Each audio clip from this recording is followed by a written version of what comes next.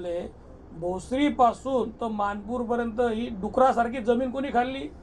मी तुम्हाला डुक्कर बी म्हणू शकतो बा असं म्हटलं तर. खऱ्या अर्थाने आज मी खडसे साहेबांची एक पत्रकार परिषद बघितली. त्या पत्रकार परिषदेमध्ये त्यांनी परवा म्हणजे मी त्यांच्याविषयी एक लक्षवेधी 2600 क्रमांकाची लक्षवेधी सभागृहात दाखल केली होती आणि त्याच्या उत्तरादाखल ज्या ज्या माननीय चंद्रशेखर बावनकुळे माननीय महसूल मंत्र्यांनी जे स्टेटमेंट केलं त्याला तोडून मरोडून ते काहीतरी वेगळ्या पद्धतीने स्टेटमेंट करताय आणि बोलताना त्यांची पद जेवढी खाली आलेली आहे तेवढेच ते खाली आलेले बोलताना, म्हणून खऱ्या अर्थात त्याला उत्तर देण्यासाठी काही कागदपत्र घेऊन आपल्यासमोर आणि आपल्या माध्यम समाजासमोर ते येण्यासाठी मी खऱ्या अर्थाने आज पत्रकार परिषदेचं आयोजन केलेलं आहे. 2600 नंबरची जी ही माझी लक्षवेधी होती ती खऱ्या अर्थाने मानपूर शिवारामध्ये 87 एकर म्हणजे 35 हेक्टर गटामध्ये 122 नंबरचा जो गट आहे त्या गटाला घेऊन होते. त्या गटाच्या संदर्भामध्ये मधल्या काळामध्ये जर आपण बघितलं तर रिपब्लिकन पार्टी ऑफ इंडियाने अनेक आंदोलन केले. 2001 पासून ते कुटुंब त्याच्यासाठी अनेक उपोषणं किंवा यांच्या घरी यांच्या दारी खेटा मारत होतं. त्यांना विनंती करत होतो की आमची जमीन आम्हाला द्या. तर यांनी 2002 मध्ये तिथे तापीपूर्ण शुगर अलाइट लिमिटेड नावाने एक फर्म उभी करून त्याच्यामध्ये काही डायरेक्टर घेऊन तिथे मी शुगर फॅक्टरी करणार आहे अशा पद्धतीत त्या लोकांना आश्वासन देऊन 87 एकरच्या आजूबाजूला काहीतरी जमीन तिथे कवडीमोल भागात विकत घेतली. तुम्ही जर बघितलं असेल या जमिनीचं खरेदी खत आता माझ्याकडे आहे. ही काहीतरी 6 एकर 6 एकर जमीन आहे. ही 13 लाख रुपयामध्ये घेतलेली. आज ती रोड टच जमीन आहे. त्याला कंपाऊंड पण त्यांनी केलेलं आहे.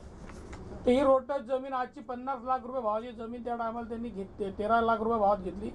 शुगर फॅक्टरी झाली नाही. कालच्या दिवशी बोलताना ते सांगत होते की मी इथे इथेनॉल फॅक्टरी करणार होतो.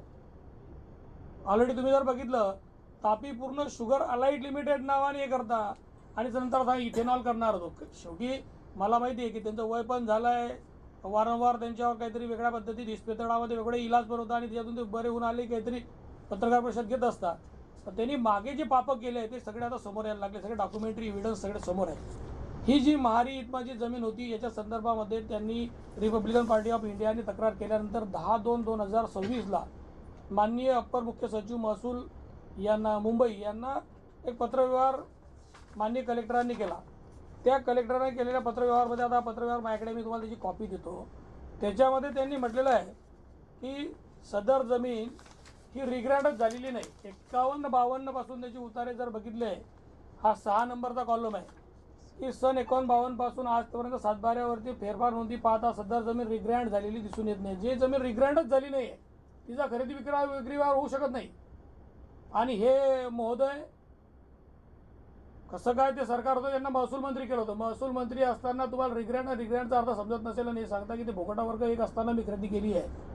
दादांत खोटं सांगताय. एखादी महार वतनाची जमीन जर असेल तर तिला कलेक्टरकडून खरेदी करावी लागते. ती ज्या टायमाला रिग्रँड झालेली असेल तेव्हा. यांची तर रिग्रँड झालेली जमीन नव्हती. ही तर सरळ कलेक्टर महोदयांनी लिहिलेलं पत्र आहे. आणि हे सेम जे महसूल मंत्र्यांनी मला लक्षवेधी क्रमांक 2600ला उत्तर दिलं त्याच्यामध्ये त्यांनी क्लिअर कट म्हटलेलं आहे की ही जमीन रिग्रँड झालेली नाही आहे. तरी हे म्हणता की महसूल मंत्र्यांनी सांगितलं की ही जमीन महारत्नाची नाही आहे. मग महारत्नाची तेव्हा नव्हती, नंतर झाली, असं कसं होऊ शकतं? ती मंडळी जे भांडते आहे ते कुठेतरी कायद्याच्या आधारावर भांडते आहे. त्या टायमाला आता काकूंची मी परवा बाईट पाहिली, त्यांनी सांगितलं की तिथे तर आम्ही साखर कारखान्याला ती जमीन देत होतो की आजूबाजूला रोजगार होईल, आमच्या मुलांना कुठेतरी रोजगार मिळेल, काहीतरी बाजारपेठ उठेल किंवा एक चांगलं चलन वाढेल म्हणून आम्ही ती जमीन एका उदात्त हेतून देण्याच्या तयारीत होतो. यांचा उदात्त हेतू आम्हाला लक्षात आला म्हणून आम्ही देणार होतो. पण खऱ्या अर्थाने यांनी ती जमीन वेळेवर, आता ते तसं म्हणतात त्याचं तर माझ्याकडे काही प्रूफ नाही आहे, तर ते म्हणतात की तिथे शारदा एकनाथ खडसे, कुमारी शारदा एकनाथ खडसे त्या काळातल्या त्याही तिथे नव्हतं असं ते म्हणताय. ते तर व्हेरीफाय केलं पाहिजे कारण ते अतिशय गंभीर आहे. चमेलीबाईंच्या तोंडून ते बाईट आली, ते बाईट मी बघितली तर त्याच्यात त्यांनी असं म्हटलेलं आहे. आणि ही खरेदी जर तुम्ही बघितली तर ही खरेदी तुम्हाला दाखवतो मी आज. या खरेदीमध्ये 8 लोकांनी खरेदी करून दिलेली आहे. 8 लोकांनी, हे तुम्ही बघू शकता. 8 लोकांनी खरेदी करून दिली. शेवटचं नाव 8वं आहे. शेवटचं नाव 8वं असं आहे, सीताराम भिका ताडे. आणि जर तुम्ही ही सूची क्रमांक 2 बघितलं तर याच्यामध्ये 7च नाव आहे. हे 8 लोकांना खरेदीसाठी उभं केलं आणि सूची 7च नाव दाखवते. याचा अर्थ 8वा माणूस खरेदीसाठी उपस्थित नव्हताच, कारण सूची खोटं बोलत नसते.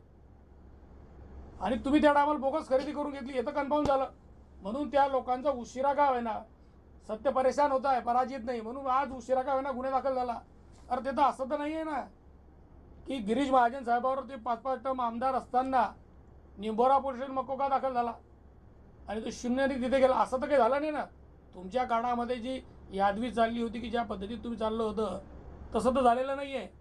आणि तुम्ही सांगता की इथेनॉल करणार होतो, कधी सांगता शुगर फॅक्टरी करणार होतो. आणि तुम्ही आता माझ्यावर बोललात की मुक्ताई सहकारी साखर कारखाना मी मोडीत काढला नाही आणि तिथे मुक्ताईनगर शुगर एनर्जी लिमिटेड जे नंतर कारखाना सुरू झाला त्यांनी प्रायव्हेट विकत घेतला तो, त्याच्यावर तुम्ही म्हणता आमचा काही संबंध नाही. शिवाजी जाधव माझे मित्र होते, मोठ्या मोठ्या लोकांची माझी ओळख उठबस आहे. तो तुम्ही कारखानदाराच्याच घरची अवलाद आहे, त्यामुळे तुमची कारखानदाराशी उठबस असू शकते. आम्ही सर्वसामान्य गोरगरीब आहे. आमची मैत्री गोरगरिबांची, टपरीवाल्याशी, चहावाल्याशी, बसणाऱ्या उठणाऱ्या हॉकर्सची यांच्याशी आमची मैत्री आहे. आम्हाला अशी मोठी शौक नाही. तुम्हाला ते मोठे शौक तुम्हाला लागला.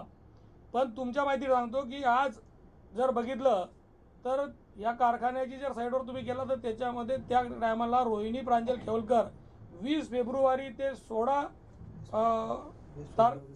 20 फेब्रुवारी 2016 ते 20 सप्टेंबर 2016पर्यंत ॲडिशनल डायरेक्टर होत्या. नंतर त्या 30 सप्टेंबर 2016 ते 22 सप्टेंबर 2020पर्यंत डायरेक्टर होत्या. तुम्ही सांगता आमच्या कारखान्यात काही संबंध नाही. कारखान्यात तुमचा काही संबंध नाही तर हे गळीत हंगाम करताना माननीय मुख्यमंत्र्यांनी तिथे कोणी आणलं? तुम्ही प्रत्येक गळीत हंगाम करताना तिथे पुढे पुढे होता. आणि मग तिथे जे 1600 बेरोजगार झाले त्याला जबाबदार कोण? अहो इव्हन इतकं भयंकर आहे की त्या टायमाला मीच पत्रकार परिषद घेतली की त्या कारखान्यामध्ये तुम्ही जिल्हा बँकेचे चेअरमन त्या रोहिणीताई असताना इथे व्हाईस चेअरमन तुम्ही दाखवायचे, नाव मिरवायचे व्हाईस चेअरमन. आम्हाला काय माहीत कोण आहे व्हाईस चेअरमन नाही आहे, पण नावं तर आम्ही ऐकतो, लोकांकडून ऐकतो व्हाईस चेअरमन या ताई आहे म्हणून. तुम्ही त्यांना 51 करोड रुपयाचं लोन दिलं जिल्हा बँकेने. ही सगळीकडे चर्चा होती, याच्यावर तुम्ही अनेक पत्रकार परिषद झाल्या. त्या पत्रकार परिषद आजही यूट्यूबला असतील. तुम्ही त्या कारखान्याचे पार्टनर होता, सगळ्या जगाला माहिती जरी तुम्ही सांगत नसाल तरी. तुम्ही म्हणता इकडे ऊस नव्हता, पुऱ्या भागातला किंवा या विदर्भातला जामोद वगैरे भागातला ऊस जागेवर जळून जाळावा लागला लोकांना. तुम्ही काटलाच नाही. तुम्हाला कारखान्यामध्ये पैसे व्हाईट करायचे होते, मोठं लोन घेतलं, व्हाईट केलं आणि त्यानंतर पुढे तुम्ही सगळं झाकलं आणि तिथे आज 3 पत्रही ठेवलं नाही.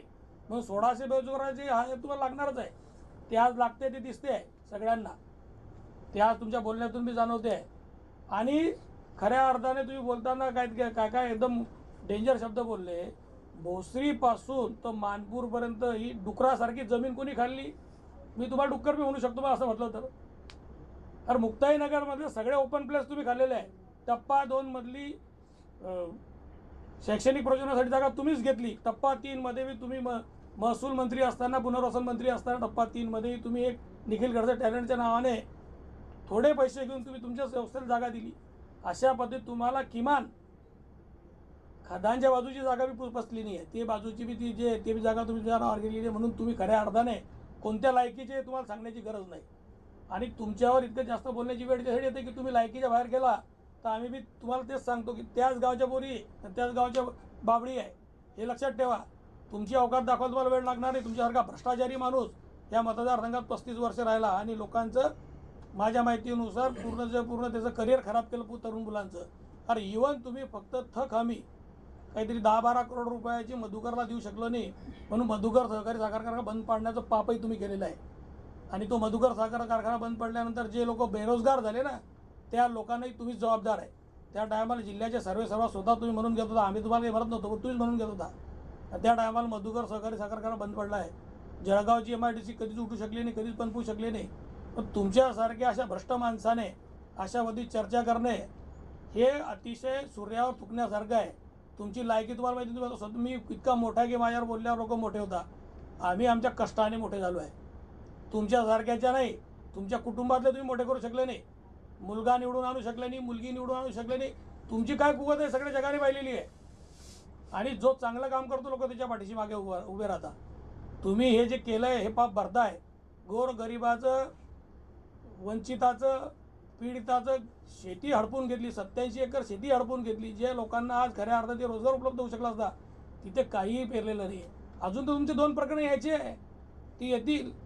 2016मध्ये पुनर्वसन मंत्री असताना तुम्ही जे केलं आहे ते डॉक्युमेंट काढलेले आहे. आणि ह्या 87 एकर जमिनीवर आजही जर उतारे पाहिले तर कापूस दिसतो, तिथे तूर दिसते, त्याचं बी बहुतेक तुम्ही काहीतरी लाटलंच असेल, कारण याच्यावर दिसतं आहे. आणि ते जर पाहिलं आता ते सॅटेलाईट इमेज घेतले तर 100% भकास आहे, काही लागलेलं नाही आहे. त्या मावशींनी परवा पत्रकार परिषद घेतली, त्या आजूबाजूचं शेत आम्ही पाहिलेलं आहे, ते सगळं पडीत आहे. अशा पद्धतीत चर्चा करणाऱ्या तुमच्यासारख्या माणसाचा जेवढा केला तेवढा दिशेत कमी आहे. म्हणून किमान आपलं तोड जे आहे ना ते अतिशय गलिच्छ आहे, ते दाखवू नका लोकांना.